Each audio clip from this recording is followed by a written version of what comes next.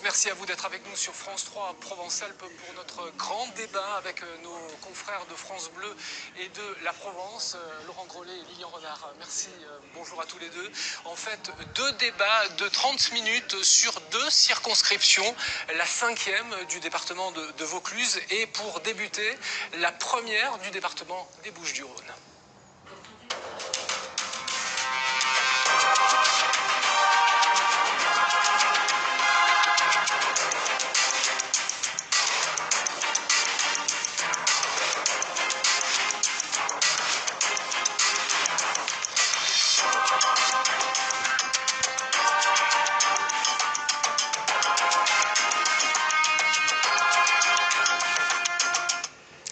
Valérie Boyer pour Les Républicains, bonjour. Merci à vous d'avoir accepté notre invitation. Pascal Chamassian pour La République En Marche, bonjour. Merci à vous d'avoir accepté également notre invitation. Vous êtes donc tous les deux qualifiés pour le second tour de dimanche. C'est vous, Pascal Chamassian, qui êtes arrivé en tête avec 29,43% des voix, suivi de Valérie Boyer. Donc, vous totalisez 24,68% des suffrages, 1630 voix d'écart et une forte abstention, 55,39%.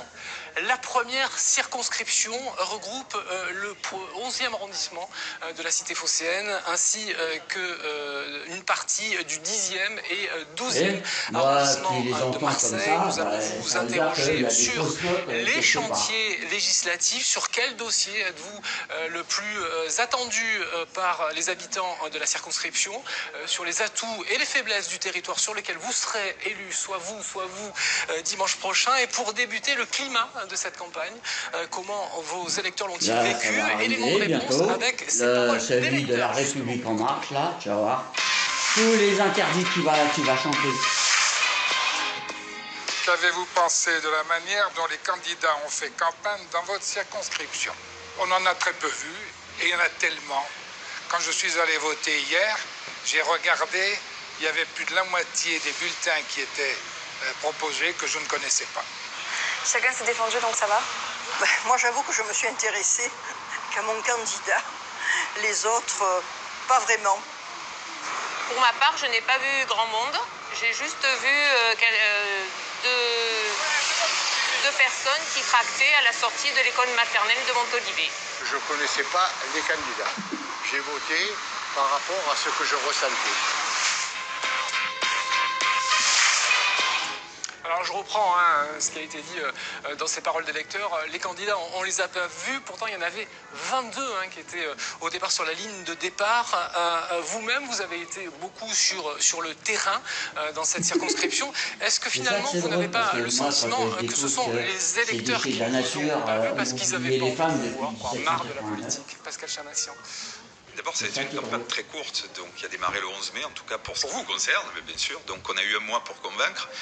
Et ensuite, effectivement, on s'est déployé, on n'a pas perdu une minute pendant cette campagne. Alors pour voir tout le monde, c'est toujours très compliqué, mais on a d'autres façons de se faire voir, notamment par notre communication sur les réseaux sociaux. Et puis on est allé au contact de tous les gens qu'on a pu voir.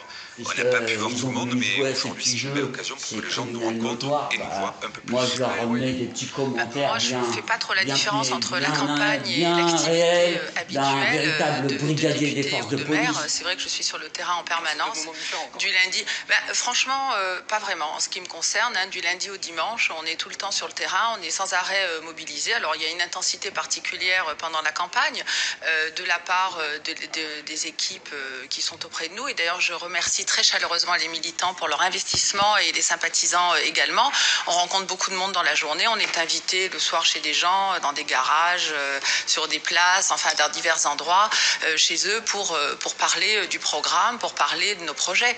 Donc, on rencontre énormément de monde. On a le sentiment clairement exprimé par les électeurs qu'il y en a marre de la politique et des hommes et des femmes qui s'inscrivent dans cette démarche-là. Je pense à cet article de La Provence, c'était il y a 2 jours, sur votre échange d'aimabilité concernant l'affichage.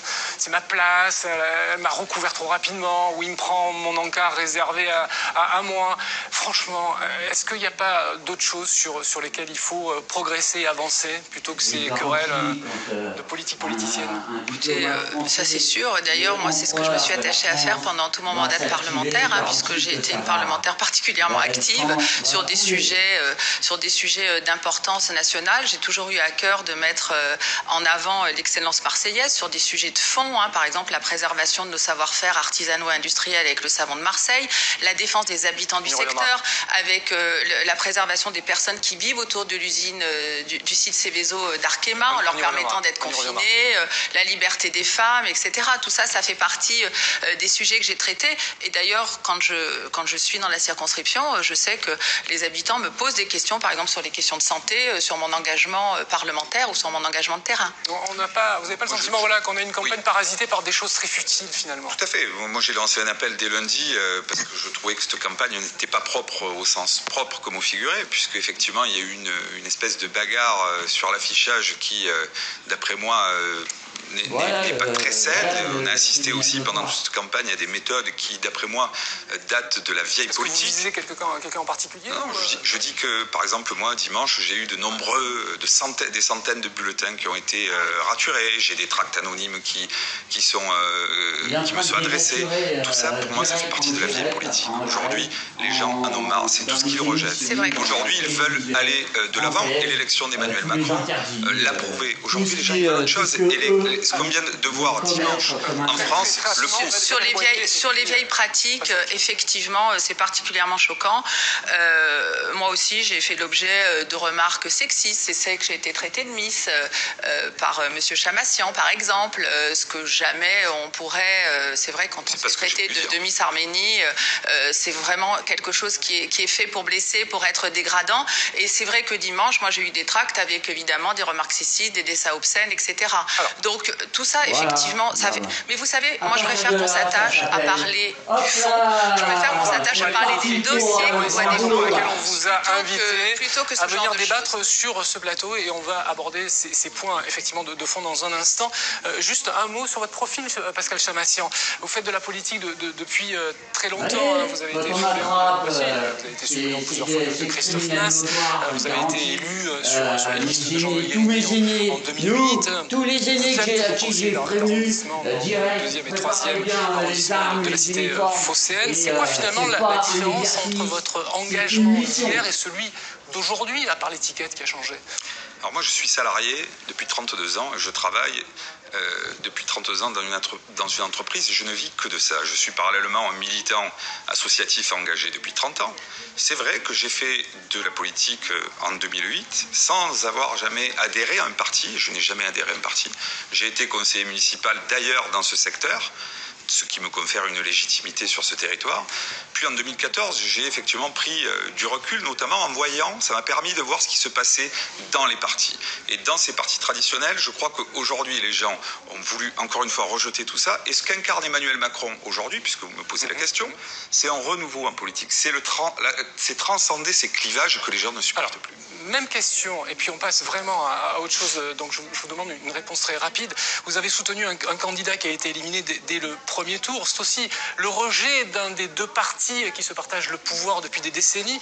Est-ce que vous avez pris conscience de ce ras-le-bol, cette politique à l'ancienne, que peut-être vous incarnez? Non, moi je pense pas faire de la politique à l'ancienne, bien au contraire. D'abord, je pense que faire de la politique autrement, c'est tenir ses engagements. C'est par exemple quand on est élu, c'est siéger, c'est aller, parce que quand on a un mandat, quand des électeurs nous ont fait confiance, la moindre des choses, c'est soit on démissionne, soit on siège. Moi, mes mandats, je les assume. C'est vrai que je ne pratique pas non plus le nomadisme. Je suis pas élue dans le 11-12 et puis après dans le 2-3 pour être derrière Monsieur Menucci, comme Monsieur Chamassian, etc. J'ai toujours assumé. J'ai toujours assumé. Vous voyez, 45 ans de mandat. Vous cumulez 45 ans de mandat. Soyons sérieux. À votre âge, 45 ans de mandat à votre âge. Oui, je cumule aussi plus de 25 ans d'activité professionnelle dans le domaine de la santé et du social. J'ai fait en sorte de toujours être indépendante et de travailler aussi et d'avoir une activité professionnelle d'ailleurs qui m'a donné des compétences que j'ai mises à profit dans mon mandat. L'élection législative, vous le savez, c'est un scrutin local. Donc certes, à partir mais de là, l'élu moi devra j'ai voter, fait un énorme proposer des travail textes, ce qui sur s'appelle la sécurité nationale pour faire un peu et simple, qui s'applique le à devoir qui l'ensemble m'incombe de la et nation, qu'attendent les de électeurs porter de leur député sur information quel au chantier niveau de élément de Madame la réponse. procureure de Paris.